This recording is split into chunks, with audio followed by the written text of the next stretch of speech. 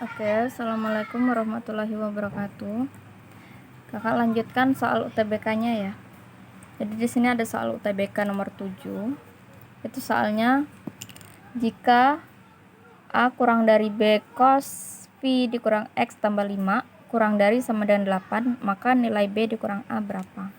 Nah, berarti di sini kita disuruh nyari nilai B berapa, nilai A berapa dari pertidaksamaan ini. Kenapa disebut pertidaksamaan? Karena di sini ada tanda kurang dari. Jadi kalau nanti ada kalimat matematika dia ada tanda kurang dari atau lebih darinya, maka itu namanya pertidaksamaan. Tapi kalau dia tandanya sama dengan doang, berarti itu namanya persamaan gitu. Nah, jadi soal ini pertama kita tulis dulu pertidaksamaannya. A kurang dari B cos V dikurang X tambah 5 kurang dari 8. Nah, pertama kakak mau kasih tahu, biasanya kan kita bahas cuma 2 ruas ya, kiri kanan gitu kan, Dek. Nah, ternyata di soal UTBK ini dia ada 3 ruas. Gitu. Jadi ini ruas pertama, ini ruas kedua, dan ini ruas ketiga. Jadi tanda kurang dari atau sama dengannya ini menjadi pembatasnya. Kemudian kita lihat pertidaksamaannya. Dari pertidaksamaan ini yang bisa dieliminir atau dieliminasi itu apa? Biasanya berupa angka ya. Nah, jadi ternyata di ruas tengah ini atau ruas kedua ini ada angka 5 di sini, positif 5. Gimana caranya kita menghilangkan angka positif 5 ini?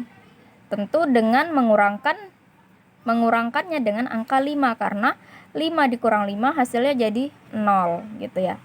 Berarti di sini kita boleh tulis B cos V dikurang X tambah 5, supaya habis kita kurang 5. Pertanyaannya pasti, Kak, kok bisa sih tiba-tiba dikurang 5 kayak gitu? Nah, jadi sebenarnya dia nggak tiba-tiba deh. Cuman itulah mudahnya matematika ya. Ya, matematika itu mau kamu kurang berapa, mau kamu tambah berapa, mau dikali apa, dibagi apa, itu boleh sah-sah aja. Cuman dia harus adil. Adilnya gimana? Nah, adilnya kan di sini dia punya 3 ruas. Kalau cuman ruas tengah yang kamu kurangkan 5 itu nggak boleh. Jadi ketiga-tiganya harus dikurangkan 5, itu namanya adil. Berarti karena di ruas tengah ini dikurang 5, maka ruas pertama juga harus dikurang 5, ruas ketiga juga harus dikurang 5 gitu. Kemudian A dikurang 5 kurang dari sama dengan B cos V dikurang X. 5 kurang 5 kan 0 tuh. Jadi sisa ini 8 kurang 5 3. Oke. Kemudian apalagi yang bisa dieliminasi atau dihilangkan atau disederhanakan gitu. Jadi tengahnya ini kita mau jadiin dia cos V dikurang X aja. Maka nilai B-nya juga gimana caranya supaya nilai B-nya hilang. Karena ini perkalian ya, kakak udah pernah jelasin kalau di tengah itu ada tanda titik, tanda cross, tanda kurung, atau bahkan tidak ada tertulis tanda apa-apa, itu namanya dia perkalian. Jadi ini artinya B dikali cos. Nah, B-nya supaya hilang atau habis, itu berarti dia karena perkalian maka dia harus dibagi dengan B. Maka di sini B dibagi B cos V dikurang X. Nah, karena di ruas tengah ini dibagi B, maka ruas pertama dan ruas ketiga juga harus dibagi B. Jadi A dikurang 5 per B, di sini 3 dikurang B. Sehingga dia menjadi A dikurang 5 per B kurang dari atau sama dengan B dibagi B apa? 1 kan? Jadi 1 itu kan mau dikali cos kah, mau dikali sin, atau dikali berapapun hasilnya tetap dirinya sendiri. Jadi satunya tidak perlu ditulis, maka dia sisa cos V dikurang X kurang dari 3 per B gitu.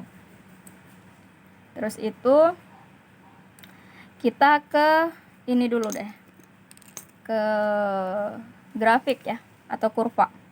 Jadi sin cos tan itu kan ada kurvanya tuh dek. Jadi gini, misalnya sinus tuh, sinus. Jadi kurvanya sinus itu ini sketsa aja ya. Dia dari negatif 1 sampai 1. Tengah-tengah ini 0. Grafiknya itu dia kalau sinus ujungnya ini mulai dari tengah sini. Nah, jadi dia sinus kayak gitu. Puncaknya ini sampai 1 dan ininya juga sampai negatif 1 nih ya. Kalau kosinus itu dia sama ya, dari negatif 1, gimana nih nulisnya, negatif 1 sampai 1, tengahnya 0. Tapi ujungnya kosinus itu, kalau ini kan mulai dari 0 ya, kalau kosinus itu ujungnya mulai dari 1 sini. Nah gitulah kira-kira. Jadi paling bawahnya ini dia sampai negatif 1. Artinya kurvanya itu hanya berkisar dari negatif 1 sampai 1. Negatif 1 sampai 1. Apapun startnya, mau dari 0, mau dari 1, negatif 1, dia tidak melewati batas ini. Maka karena ini kosinus atau trigono gitu kan, pertidaksamaannya ini artinya dia hanya mulai dari negatif 1 sampai 1 gitu.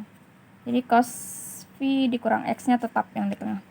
Jadi negatif 1 sampai 1. Nah sehingga kita hanya perlu mengambil ruas pertama dan ruas ketiga untuk mendapatkan nilai A dan B nya. Nah jadi misalnya nih kita ambil ruas ketiga dulu ya. Ruas ketiga itu kan 3 per B sama dengan 1. B nya dikali ke sini, jadi 3 sama dengan B dikali 1 sama dengan B. Artinya kita mendapat nilai B itu sama dengan 3. Kemudian kita ambil ruas pertama, yaitu A dikurang 5 per B sama dengan negatif 1. Ini sama, kita kali ke sini. Jadi A dikurang 5 sama dengan B dikali negatif 1.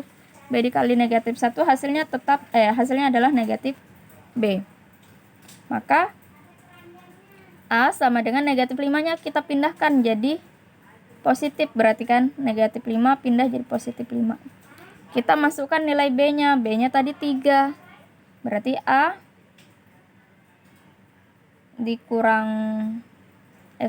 A sama dengan negatif B, berarti negatif 3 tambah 5. Sama dengan berapa? Utang 3 bayar 5, jadinya 2. Kita dapat nilai B-nya 3, nilai A-nya 2. Yang dia tanya apa sih? Yang dia tanya nilai B dikurang A. Berarti B dikurang A sama dengan B-nya berapa? 3, A-nya 2. 3 dikurang 2 sama dengan 1. Seperti itu. Gitu ya.